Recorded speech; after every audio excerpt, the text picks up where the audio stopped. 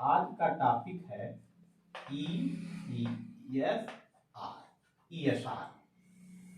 ESR की full meaning होती है एर्थो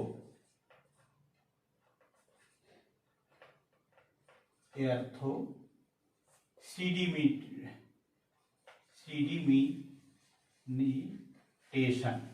रेट, इसका अर्थ हुआ एर्थो सीडिमेंटेशन रेट। अब यह क्या है? ESR किसे कहते हैं? ESR को कहते हैं कि लाल रक्त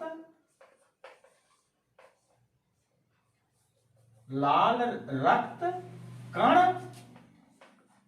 तलीय, लाल रक्त कण जो है वह तल में, मतलब लाल रक्त कण तलीय छठ, मतलब तलीय छठ है कि मतलब लाल रक्त कण जो है उसका हिंदी है लाल रक्त कण तलीय छठ का दर। यह हुआ ESR एर्थो सीडिमेंटेशन रेट।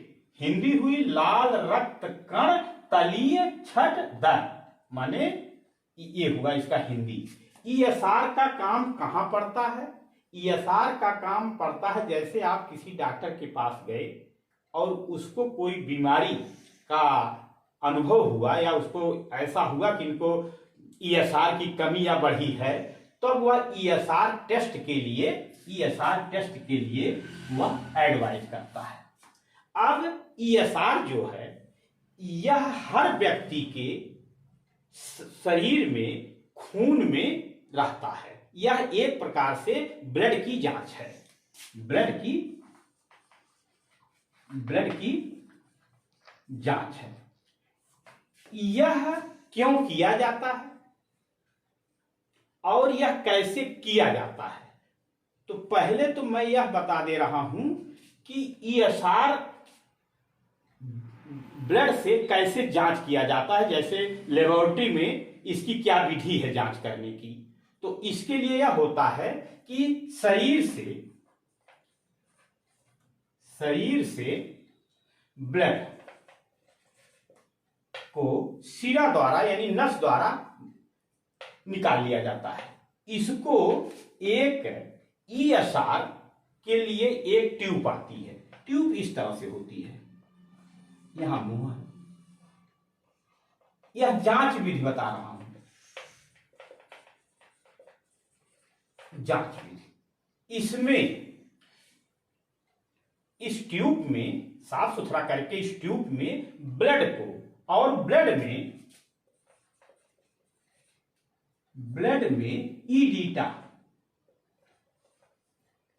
ईडीटा एक रिजल्ट होता है, उसको मिला देने से ब्लड जमता नहीं है।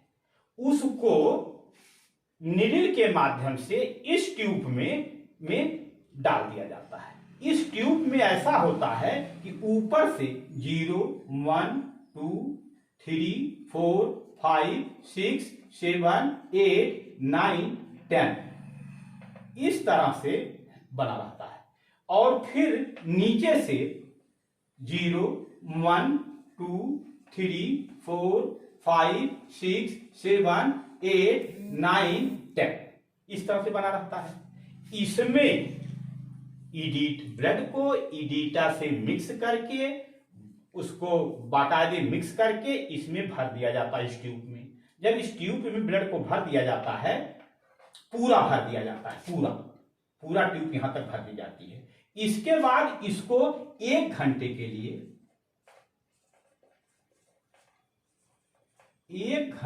लिए स्थिर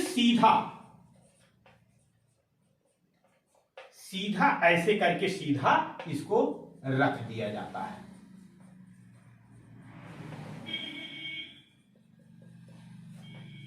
इसको रख दिया जाता है।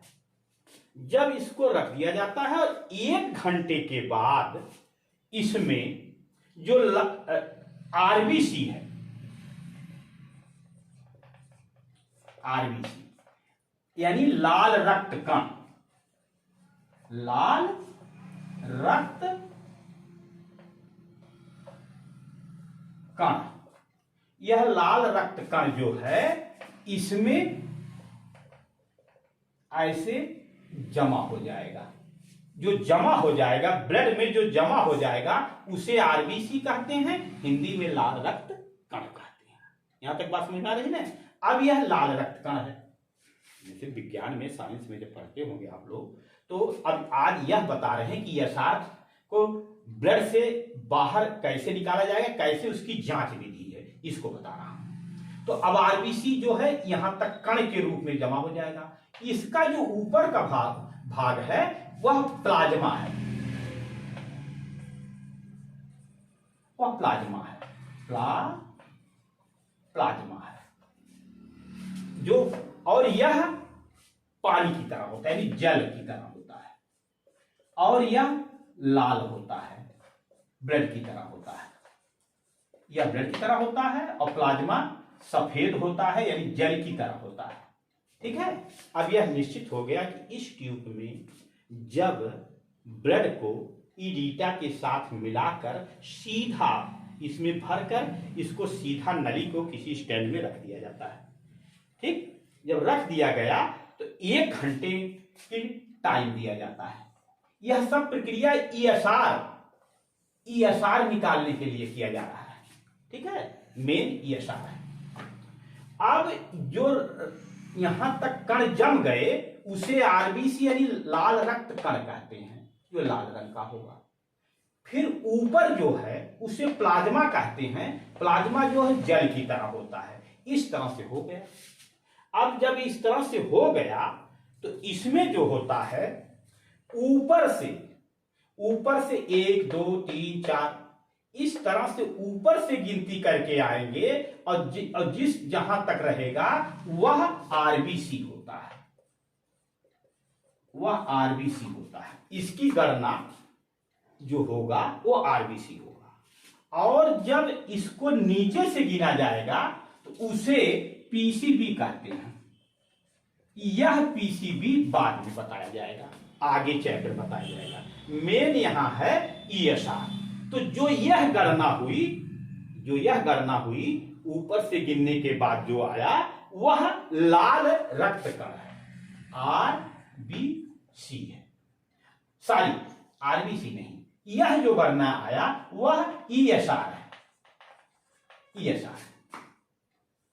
इस तरह से यह पता चल गया कि ईएसआर जो है उसका इंग्लिश नेम है एर्थोसाइट सेडिमेंटेशन रेट, या लाल रक्त कण तलीय छठ दर, यह हिंदी हो गया। यह ब्लड जांच में यह आता है, एक टॉपिक है। उसको लैब में जांच कैसे किया जाता है उसका सूक्ष्म में एक विधि बता दी गई है। इस तरह से क्लियर हो गया कि ईएसआर मतलब क्या होता है।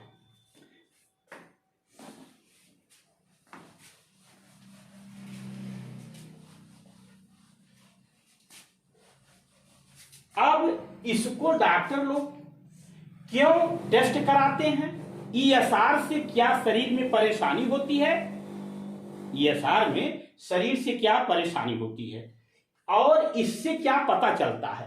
देखिए, ईएसआर से यह बढ़ता है और घटता है, किसी के शरीर में यह बढ़ता है और घटता है। ईएसआर बढ़ने को ईएसआर बढ़ना कहेंगे कि ईएसआर की अधिकता हो गई, घटने को यह कहा जाए कि ईएसआर में कमी आ गई। ये है। अब ईएसआर का कैसे पता चलेगा कि बढ़ गया घट गया, इसकी एक नॉर्मल वैल्यू है। नॉर्मल वैल्यू यह है, इसकी नॉर्मल वैल्यू, नॉर्मल इसका है 0 से 10 यम। यह है मेल माने पुरुष में, और 0 से 20 है फीमेल में, फीमेल माने स्त्री। इस तरह से इसकी नॉर्मल वैल्यू है। अब इससे यदि बढ़ गया तो यह कहा जाएगा कि ईएसआर बढ़ गया, इससे यदि घट गया ईएसआर कहा जाएगा घट गया। अब बढ़ने से क्या क्या रोग होता है जिसके लिए डॉक्टर लोग जांच कराते हैं। ईएसआर जो है यदि बढ़ा है 0 से 10 से यदि बढ़ गया है तो क्या परेशानी आदमी के शरीर में होगी, हमारे आप में किसी में। पहली बात, ईएसआर बढ़ता किस किस रोग में? टीबी। टीबी को क्षय रोग कहते हैं, क्षय रोग। इंग्लिश में इसको ट्यूबरक्लोसिस कहते हैं। टीबी के बाद फिर जैसे किसी को निमोनिया हो गया, खून की कमी हो गई, या हार्ट फ्लेयर यानी किसी के हार्ट में कोई कमी है, फेल हो रहा है आदमी को, ये सब मुख्य बीमारियां हैं। जैसे बहुत दिनों से कोई क्रॉनिक डिजीज, मतलब जिससे बहुत दिनों से किसी को टाइफाइड हो, बुखार हो, इन सब चीजों से ईएसआर जो है वो बढ़ जाता है। और अब ईएसआर जो है यह किसी किसी में घटता भी है। जैसे कोई नवजात बच्चा है, जल्दी से 1 दिन 2 दिन 4 दिन का नवजात बच्चा है, उसके शरीर में ईएसआर घट जाता है। ऑपरेशन के बाद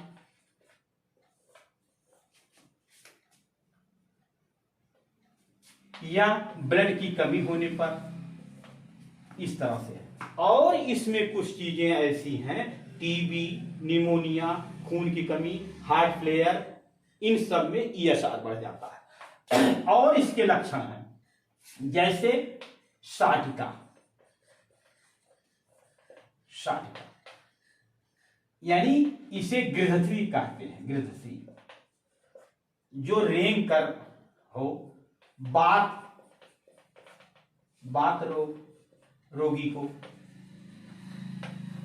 इस सब चीजों में ईएसआर बढ़ जाता है जिससे रोगी को इन सब चीजों से परेशानी होती है। अब यह है कि यदि बढ़ गया तो यह ठीक कैसे होगा? ईएसआर ठीक कैसे होगा? जैसे बढ़ने में बताया गया कि टीबी है, टीबी में, साटिका में, बात में, हार्ट में, मुख्यतः, और बड़ी लाइन है लेकिन मुख्यतः मान लीजिए ये सब रोगों में ईएसआर बढ़ जाता है।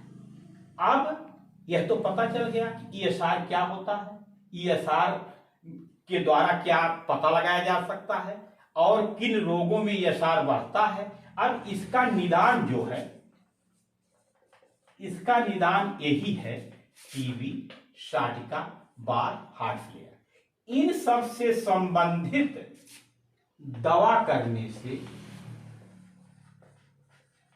ईएसआर जो है वह सामान्य में, यानी जैसे 0 से 10 यह है मेल का, 0 से 20 है फीमेल का, इस रेशियो में ईएसआर जब आया जाएगा, इन रोगों की दवा करने से, टीबी की दवा करने से, साटिका की दवा करने से, बात की दवा करने से, हार्ट की दवा करने से, यह जो बढ़ने के कारण यह रोग हुआ, वही चीज का निदान करने से नहीं, इसकी दवा करने से यह रोगी में सामान्य हो जाएगा।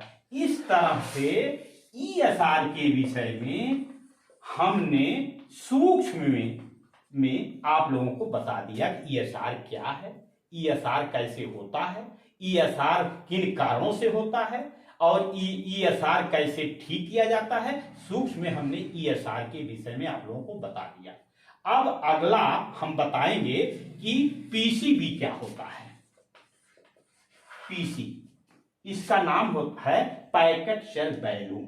यह चैप्टर इसके बाद अगले वीडियो में हम आप लोगों को बताएंगे। अब इसको आप हमारे चैनल पर, हमारा चैनल है डॉक्टर AK